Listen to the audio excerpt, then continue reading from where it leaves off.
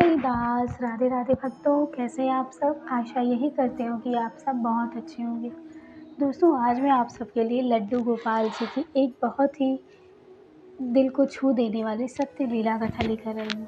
दोस्तों, आज तक आपने सुना होगा कि भक्त भगवान को ढूँढते हैं, लेकिन दोस्तों आज की कहानी में आपको ये पता चलेगा कि कैसे भगवान अपने भक्त को ढूँढ लेता है, चाहे वो किसी भी कोने में हो, चाहे वो कितने वर्षों के बाद ही उनको मिले।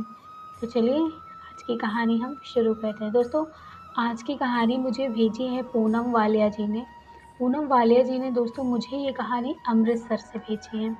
तो चलिए देर ना करते हुए हम आज की कहानी शुरू करते हैं। शुरू करने से पहले अगर आप सब मेरे चैनल पे नए नए आए हैं दोस्तों, तो सब्सक्राइब कीजिएगा, वीडियो को लाइक ज़रूर करें, शेयर ज़रूर करें, ताकि आने वाली बहुत सारी वीडियोस लड्डू गोपाल जी की आप सबको मिल सके और आप लड्डू गोपाल जी के भक्तों से शेयर कर सकें। तो चलिए शुरू करते हैं। दोस्तों, अमृतसर शहर, जहाँ पर एक लड़की रहा करती थी। दोस्तों उसका नाम सिमरन था, सिमरन कौर। दोस्तों सिमरन कौर बचपन से ही एक अजीब सा सपना देखा करती थी। उनके सपने में हमेशा एक लड़का आता था, जो लड़का बहुत ही अजीब सा था, बहुत ही मतलब कुछ अजीब अजीब तरीके से हरकतें करता था।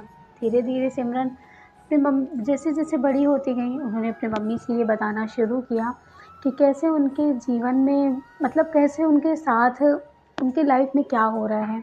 धीरे धीरे दोस्तों जब वो बड़ी होती गई, जब वो 10th क्लास में पहुंची, तो उन्होंने अपने मम्मी से बातें बताई कि कैसे उनके साथ ये सपने हो आते हैं। उनका मन बिल्कुल भी नहीं लगता किसी चीज़ में, पढ़ाई में भी नहीं लगता, क्योंकि उनकी मम्मी भी हमेशा देखा करती थी सिमरन की कि मेरी बेटी हमेशा बुझी-बुझी सी रहती है, किसी चीज़ में खोई-खोई रहती है। लेकिन उन्होंने फिर पूछा कि क्या हुआ है? तो सिमरन जब ऐसी बातें, जब वो 10th क्लास में थी दोस्तों, तो उसने जब एक बात ऐसी बताई, जो लड़की कभी भी हिंदी नहीं बोला करती थी, उसने हिंदी में बताया कि मुझे एक मुरली दिखाई देती है, मुझे एक मुरली बजाने वाला एक छोटा-सा बच्चा दिखाई देता है।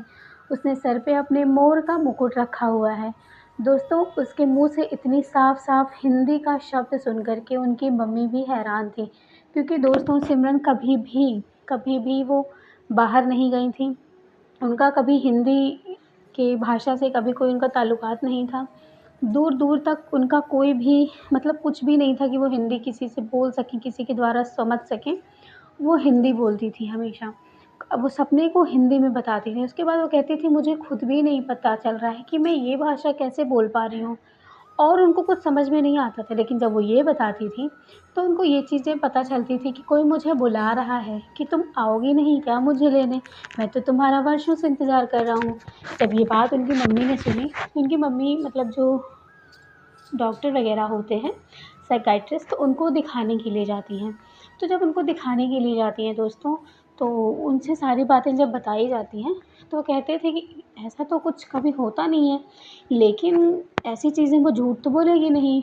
तो मुझे आपकी बेटी का ठीक से मतलब उसको जानना है कि क्या कैसे वो बचपन से उसने क्या सपने देखे कैसे। तो उसने भी वही बातें सेम चीज़ डॉक्टर से भी वही बताई कि कैसे उसको सपने में एक मुरली वाले एक कान्हा जी दिखाई देते हैं, जो कि उन्होंने कभी देखा भी नहीं था। उनकी मम्मी भी हैरान, घरवाले भी हैरान। दोस्तों फिर इसी तरह से डॉक्टर ने कहा कि ठीक हो जाएगा। कभी-कभी बच्चे होते हैं जो किसी से टच में रहते हैं, या लैपटॉप होता है या मोबाइल वग़ैरह होता है, किसी के टच में रहते हैं, देखा होगा कहीं, बस दिमाग में बस गया होगा। लेकिन सिमरन ने बताया कि वो कभी ऐसी चीज़ों को देखते ही नहीं हैं।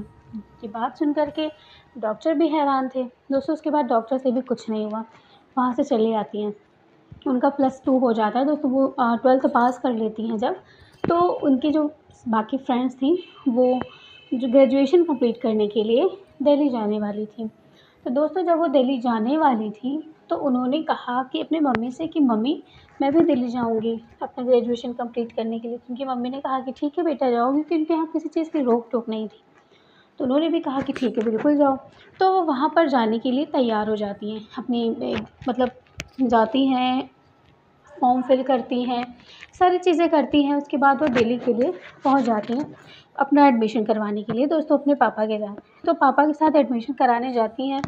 उसके बाद एडमिशन तो उनका हो जाता है। उसके बाद वो रेगुलर क्लासेस नहीं करती थी, तो उनको ये कहा गया कि आप सिर्फ एग्ज़ाम्स देने आ जाया करिए, अपनी बुक्स यहाँ से उठा लीजिए, जो भी किताबें वगैरह, तो अपनी किताबें लेकर के वो वहाँ से चली जाती हैं दोस्तों। उसके बाद वो वहाँ से चली जाती हैं, तो अपने घर पहुँचती हैं। लेकिन उनको दिल्ली जाने के बाद उनको बहुत ही अच्छा-सा लग रहा था। वो कहती, माँ हम कभी यहाँ से बाहर नहीं गए, लेकिन यहाँ हमारे एक शहर से भी एक अच्छा शहर दिल्ली है। मैं पहली बार गई हूँ, लेकिन मुझे बहुत अच्छा लगा वहाँ पर। दोस्तों इसी तरह से वो बातें करती थी अपने घर में, बताया करती थी। उसके बाद दोस्तों 1 साल में जब उनके एग्ज़ाम्स के दिन आए, तो उनके मम्मी-पापा कहीं मतलब उनको बोले कि हम तुमको चल के वहाँ पर होटल वग़ैरह लेकर के हम तुम्हारे एग्ज़ाम्स वहाँ पर दिलाएँगे। तो उन्होंने बताया कि एग्ज़ाम्स मेरे 1 महीने तक होंगे, क्योंकि गैप कर के उन्होंने बताया कि एग्ज़ाम्स होते हैं मम्मी, तो आप कितने दिन वहाँ पर रहोगे? क्योंकि उनके पापा एक बिज़नेसमैन थे, तो उन्होंने बोला कि मेरे पास भी ज़्यादा बिज़नेस करते थे, तो ज़्यादा वक़्त नहीं है उनके पास भी, तो उन्होंने कहा ठीक है, कोई बात नहीं। तो उन्होंने कहा कि हम किसी को जानते भी नहीं हैं दिल्ली में, हम ऐसा करते हैं हम एक पीजी ले लेते हैं, तो पीजी में तुम आराम से रह पाओगी, क्योंकि लड़कियाँ भी साथ रहेंगी, तुम्हारा मन भी लग जाएगा। ये सुन कर के सिमरन भी खुश हो जाती हैं। तो दोस्तों सिमरन कौर दिल्ली आती हैं अपने एग्ज़ाम्स को देने के लिए। दोस्तों एग्ज़ाम्स को देने के लिए आती हैं, पीजी सेलेक्ट हो जाता है कि इनको इसी पीजी में रहना है। सब कुछ हो जाता है, वो अपनी चीज़ें लेकर के आती हैं, रहती हैं। जो वहाँ पर मेन होते हैं उनसे जा कर के बातें करती हैं, सारी चीज़ें उनकी फ़ाइनल हो जाती हैं। तो सुबह आज का दिन एग्ज़ाम्स था, तो जब वो सुबह एग्ज़ाम्स था तो वहाँ पर खाने के लिए जो मेन होते हैं ना, उन पे बुलाया जाता है पीजी में, खा के आके अपना खाना लेकर जाइए आप। तो खाना लेने के लिए वहाँ पर जब जाती हैं, तो दोस्तों जब वहाँ पर वो पहुँचती हैं, तो वो सामने देखती हैं कि एक एक छोटा-सा मंदिर रखा हुआ था, और मंदिर रखा हुआ था बट बड़ा ही सुंदर-सा था, और वहीं पर एक औरत बैठी हुई थी जो बूढ़ी-बूढ़ी सी थी, और बहुत ज़्यादा वृद्ध वृद्ध नहीं थी, मतलब बराबर ऐज की थी। तो वो जो है वहाँ पर एक कुछ कर रही थी। सिमरन बड़ी गौर से उसी लाइन में खड़ी होकर देख रही थी कि वो बूढ़ी औरत आखिर कर क्या रही हैं। तो वो देखती है कि उन्होंने खाने को पहले आचमन किया, फिर उस भोग को लगाया, घंटी बजाई, ताली बजाई। सिमरन को बड़ा ही अजीब-सा लगा। सिमरन ने कहा कि ये क्या है? मतलब ये क्या कर रही हैं? तो जो सामने वाली लड़की खड़ी थी उन्होंने कहा, ये आंटी जी हैं, ये जहाँ हम रहते हैं ना, ये उन्हीं की सासू माँ हैं। बहुत ही मतलब बहुत ही पूजा-पाठ करती हैं, तो ये इनके कान्हा जी हैं, इनको भोग लगा रही हैं ये। ये देख कर के वो बड़े ही आश्चर्य से कहती, कौन है? कान्हा जी? जब उस लड़की के उस मुँह से पहली बार कान्हा जी नाम का शब्द वो सुनती हैं, तो वो हैरान रह जाती हैं दोस्तों। वो कहती हैं कि सपने में भी तो मैंने ऐसी ही चीज़ें देखी थी ना। वो अपने खाने की प्लेट्स को छोड़ कर के वो तुरंत वहाँ पर जाकर खड़ी हो जाती हैं, और जब वो पहली बार अपने कन्हैया, अपने लीलाधर को देखती हैं दोस्तों, सिमरन की आँखों में आँसू आ जाता है। उनकी आँखों में आँसू आ जाता है, वो अपनी आँखों से ऐसे आँसू पोंछते हुए जब वो पीछे की तरफ मुड़ती हैं, तो देखती हैं कि दादी ने उनको रोक लिया। उन्होंने कहा, क्या हुआ बेटा, तुम रो क्यों रही हो? वो कहती हैं कि कन्हैया जी को मैंने अपने सपने में देखा है। मैं उनको देखती थी, मैं उनको बचपन से देखती हूँ, और ये मुझे बुलाते हैं कि मुझे लेकर नहीं जाओगी क्या? ये बात और ये सपना सुन कर के वो बहुत हैरान रह जाती हैं। वो कहती हैं, बेटा तुम तो पंजाब से आई हो ना? वो कहती, हाँ। तो कहती, तुमने कभी देखा है कन्हैया जी को? वो कहती, नहीं, आज मैंने पहली बार देखा और मेरी आँखों में आँसू आ गए कान्हा जी को देख कर के। दोस्तों दादी कहती हैं कि ठीक है बेटा, कोई बात नहीं, कान्हा जी से हम मिलते रहेंगे, जाकर पहले तुम अपना नाश्ता करो, क्योंकि तुम्हारे आज एग्ज़ाम्स भी होंगे, है ना? तो कहती हाँ, फिर वो चली जाती है अपने एग्ज़ाम्स देने के लिए। दोस्तों जब एग्ज़ाम दे कर के सिमरन फिर से लौटती हैं, तो देखती हैं बाहर एक गार्डन होता है। गार्डन में कन्हैया जी को बैठा कर के वहीं पर दादी झूलना झुला रही थीं। वो खुद उसको देख कर के ऐसा लग रहा था कि सिमरन के सारा दिन का जो थकान होता है ना, वो वहीं पर मिट जाती है। वो कन्हैया जी को देखकर उसी बगीचे की ओर जाती हैं और देखती हैं, कहती हैं कितने सुंदर हैं ये, इनकी मुरली कितनी सुंदर है। तो कहती हैं, बेटा तुम्हें पता है मुरली के बारे में? वो कहती हैं, हाँ, ये सब तो मैंने अपने सपने में देखा था। ये बात सुन कर के दादी कहती हैं कि बेटा तुम क्या सच में, तुमने मुझसे जो सुबह बात कही थी, क्या ये सच है? क्या तुमने सच में सपने में मुरली देखी थी? अब ये बात सुन कर के कहती, हाँ, मैंने तो मुरली देखी थी, इसीलिए तो मैं आपसे बता रही हूँ। अब दादी भी हैरान कि ऐसा कैसे हो सकता है कि कोई लड़की जो कभी भगवान से मिली ना हो और उनको वो सपने में दिखाई दें, ऐसा बहुत कम होता है। तो उन्होंने कहा ठीक है बेटा, वो कहती है कि मुझे आपके लड्डू गोपाल जी को देखना है और बहुत देखना है। तो दोस्तों कहते हैं कि ठीक है, ले लो लड्डू गोपाल जी को। तो उठाती है, लाला को खूब खिलाती है, खूब ऐसा लगता है कि उनका मन तृप्त हो गया था। उसके बाद वो अपनी मम्मी से फ़ोन करके कहती हैं कि मम्मी, जो मैं सपने हमेशा देखा करती थी ना, वो कन्हैया जी मुझे मिल गए। वो लड्डू गोपाल जी हैं, उनके पास भी बाँसुरी होती है। उनको भी जो मैंने आपको बताया था ना कि मैं सपने में उन्हें खाना खिलाती हूँ, वैसे ही खाना वो दादी भी खिलाती है खाना। ये सब सुन के उनकी मम्मी हैरान हो गई और वो दूसरे ही दिन वहाँ से भाग कर के अमृतसर से दिल्ली आ जाती हैं। कह रही है कि बेटा, तुम ठीक तो हो ना? तुम्हारी तबीयत तो ठीक है ना? तो वो जो आंटी होती हैं, जो जहाँ पे वो रहती थी, उनसे बात करती हैं तो कहती हाँ, ये बिल्कुल ठीक है। हमारे यहाँ लड्डू गोपाल जी हैं, तो हमारी सासू माँ हमेशा इनका पूजा पाठ करती रहती हैं, तो ये हमेशा देखती रहती है, तो इसलिए हमारे घर भी आ जाती है। बाकी और कोई टेंशन की बात नहीं है। अब यहाँ तक क्यों चली आई? तो उन्होंने बताया कि मैं यहाँ तक चली नहीं आई हूँ, मैं आई हूँ इसलिए क्योंकि मेरी बेटी को बचपन से ही ऐसे सपने आते हैं कि वो लड्डू गोपाल जी की पूजा कर रही है, सेवा कर रही है। मैं तो जानती भी नहीं हूँ कि क्या कैसे होता है, मैंने तो कभी देखा भी नहीं है। ये सब सुन कर के दोस्तों वो बिल्कुल हैरान हो जाती हैं, अब वो क्या करें? फिर उन्होंने कहा ठीक है, मैं आपकी बेटी का ख़्याल रखूँगी, आप बिल्कुल निश्चिंत होकर जाइए, उसे कुछ भी नहीं होगा। उसके बाद दोस्तों एग्ज़ाम्स ख़त्म हो जाते हैं। एग्ज़ाम्स के लास्ट दिन जब होते हैं, तो वो जाती हैं और उनके दादी से मिलती है और कान्हा जी को पकड़ कर खूब रोती है, कहती है, कन्हैया अब तो मैं आपके दर्शन ही नहीं कर पाऊँगी, अब तो मैं यहाँ से चली जाऊँगी ना। इतना अच्छा, इतना साफ हिंदी बोलते देख दादी भी हैरान थी। वो कहती थी, बेटा तुम इतनी जल्दी हिंदी बोलना तुमने कैसे सीख लिया? तो कहती है, बस मैंने ऐसे सीख लिया, मुझे पहले से ही हिंदी आती थी, क्योंकि जो कि सिमरन को हिंदी कभी भी नहीं आती थी दोस्तों। उसके बाद सिमरन रोते हुए कहती हैं कि अब मुझे जाना पड़ेगा, अभी मेरे पापा आएँगे और मुझे ले जाएँगे। मैं चाहती हूँ कि मैं कान्हा जी के साथ यहीं पर हमेशा के लिए रह जाऊँ। तो कहती हैं कि बेटा, अगर तुम्हें कान्हा जी चाहिए, क्या तुम्हें ये चाहिए? तो कहती हाँ, मुझे भी चाहिए। तो कहती ठीक है, चली जाओ वृंदावन, हाँ, ले आओ मेरे कन्हैया को वहाँ से। वृंदावन का नाम सुनते ही दोस्तों वो कहती है, क्या वृंदावन में ये रहते हैं? तो कहती हैं हाँ, वृंदावन जाओ और वहाँ पे कान्हा जी हैं, वहाँ से लेकर आओगे तो कान्हा जी हमेशा तुम्हारे साथ रहेंगे। दोस्तों वो जैसे उनके मम्मी पापा सिमरन को लेने आते हैं, वो वहीं से ज़िद करती हैं कि मुझे अभी के अभी वृंदावन चलना है, मैं घर नहीं जाना चाहती। मम्मी पापा बहुत गुस्सा भी हो जाते हैं, डांटते भी हैं कि तुमने ये क्या पाल रखा है, वृंदावन लड्डू गोपाल, पागल हो गई हो क्या? तो कहती हैं कि नहीं, अगर आप लोगों को नहीं जाना तो मैं अकेले चली जाऊँगी, लेकिन मैं वृंदावन ज़रूर जाऊँगी, मैं लड्डू गोपाल जी को लाने। कहते हैं ना, बच्चों की ज़िद के आगे माँ बाप भी हार जाते हैं, तो बस ऐसा ही कुछ सिमरन के साथ भी हुआ। उनके मम्मी पापा भी उनकी ज़िद के आगे उनको झुकना पड़ा। दोस्तों ना चाहते हुए भी वो वृंदावन गए। वृंदावन में पहुँचते हैं वो, वृंदावन धाम, जहाँ पहुँचकर सुकून मिलता है दोस्तों। वो वहाँ पर पहुँचते ही सिमरन की आँखों में आँसू आने लगे। ऐसा लग रहा था कि सिमरन को कहीं कुछ बताने की ज़रूरत नहीं है। सिमरन को हर गली, हर मंदिर के बारे में पहले से ही पता हो। उन्हें कोई गाइड करने की भी ज़रूरत नहीं पड़ी। जब उनके पापा ने कहा कि बेटा हम सिर्फ़ यहाँ पर लड्डू गोपाल जी को लेने आए हैं, लेकर चलो, तो कहती नहीं, हम यहाँ दर्शन भी करेंगे, सबके दर्शन करेंगे। दोस्तों हर चीज़ सिमरन बताते हुए हर जगह जाने लगी। बरसाना गईं वो, हर जगह ऐसी कोई जगह नहीं थी जहाँ ना गईं। ये देख कर के माँ-पापा भी हैरान थे उनके कि मेरी बेटी कभी अमृतसर से बाहर नहीं गई और आज वो वृंदावन का एक कोना-कोना जानती है। बिहारी जी के दर्शन किए। उसके बाद की बात है दोस्तों, जो आपने कभी सोचा नहीं होगा, वहाँ पर वो ऐसी घटना घटित हुई। सिमरन रात को दोस्तों वहाँ पर सो रही थी। उसके बाद उसे अचानक से एक ऐसा सपना आया दोस्तों, वो उठकर बैठ जाती है। जब वो बैठती है तो उनकी मम्मी कहती है, क्या हुआ? तो कहती, माँ मुझे लड्डू गोपाल जी, क्योंकि वो उन्होंने सारा दिन लड्डू गोपाल जी ढूँढा था, लेकिन उनको कोई लड्डू गोपाल जी जचे नहीं थे।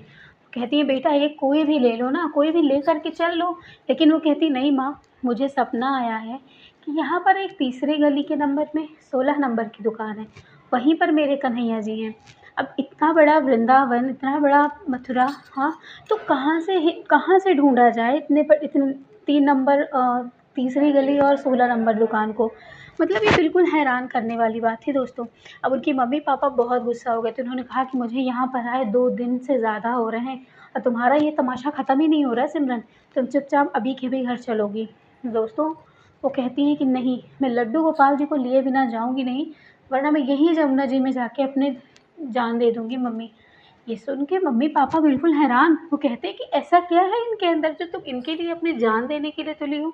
अपना घर, अपनी ऐशो-आराम छोड़ने के लिए तैयार हो?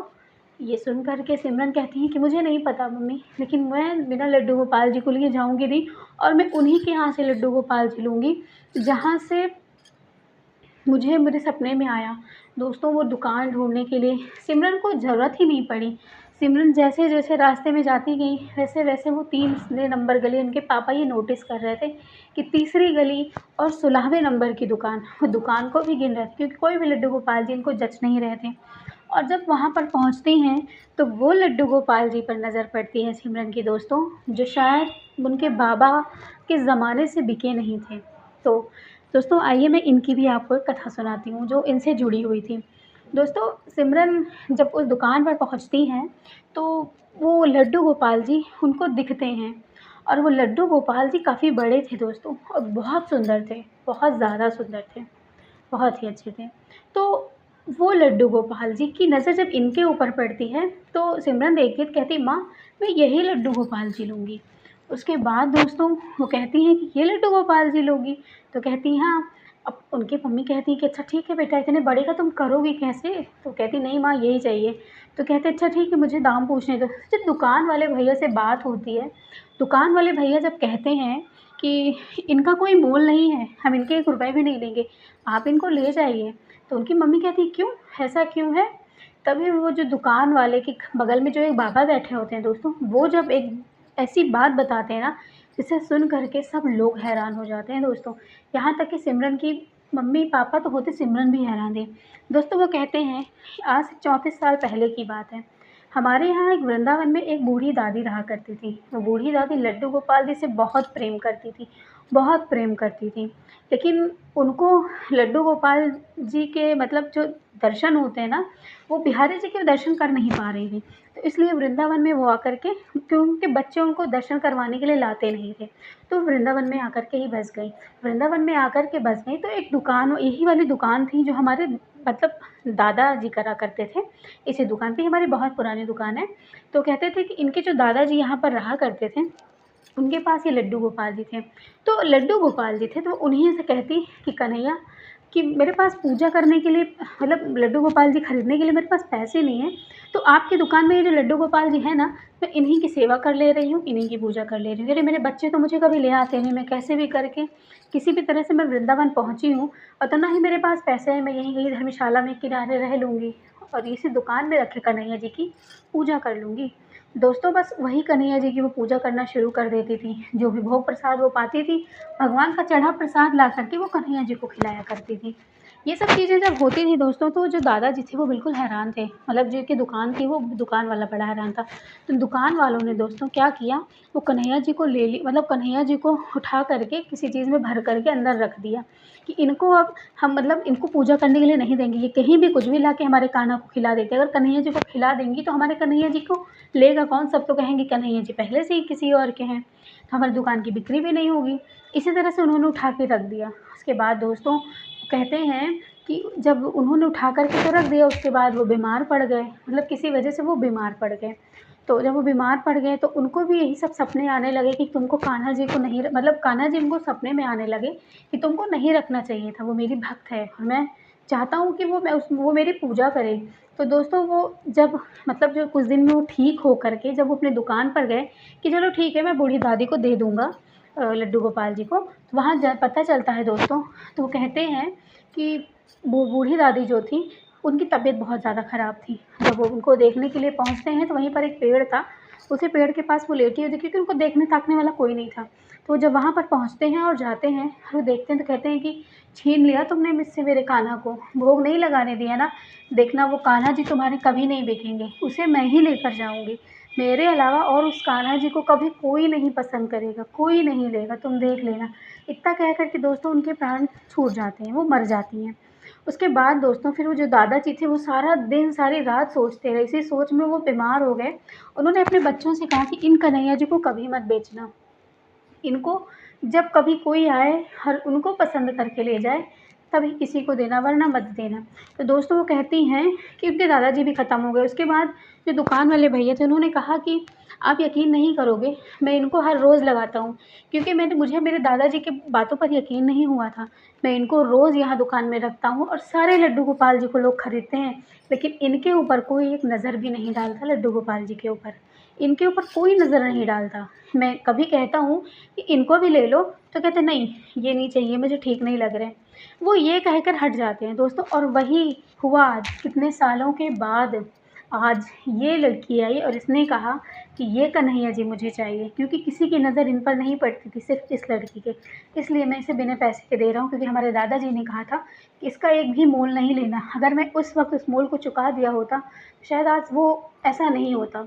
दोस्तों ये सब कहानियाँ सुनकर जो दुकान के जो 3 लोग आके खड़े भी हो गए थे, वो भी हैरान, मतलब बिल्कुल हैरान थे, क्योंकि उनके लड्डू गोपाल जी बोले नहीं बिकते थे। ये बात 2-3 दुकान वालों को भी पता थी।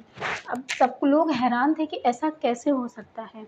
ये बिल्कुल, आप कह लीजिए कि ये बिल्कुल विश्वास ना करने वाली घटना थी दोस्तों।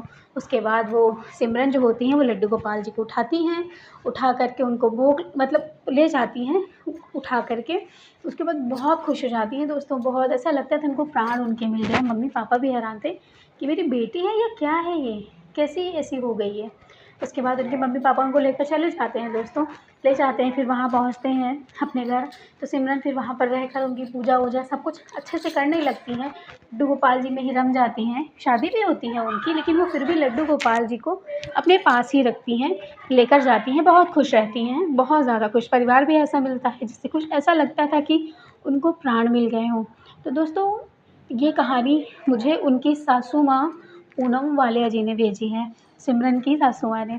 तो दोस्तों आज की थी ये कहानी, आपको कैसी लगी? जब उन्होंने उनके घर में जब वो लड्डू गोपाल जी को लेकर गए, जब उन्होंने उनको कहानी बताई, तो उन्होंने कहा कि तुम्हारा उस जो बूढ़ी दादी थी, शायद उनका अगले जन्म का कोई नाता रहा हो, इसीलिए तो तुमने वही लड्डू गोपाल जी लिए। तो बिल्कुल दोस्तों ये सत्य घटना थी, जो पूनम वालिया जी ने मुझे अमृतसर से भेजी थी। दोस्तों आपको क्या लगता है कि क्या हो सकता है? क्या वो सच में बूढ़ी दादी ही थी, इस जन्म में सिमरन का रूप लेकर के आई थी वही लड्डू गोपाल जी लेने?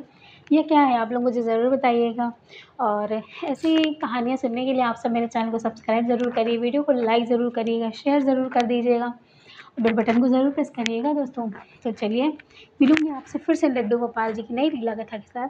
तब तक के लिए राधे राधे, जय श्री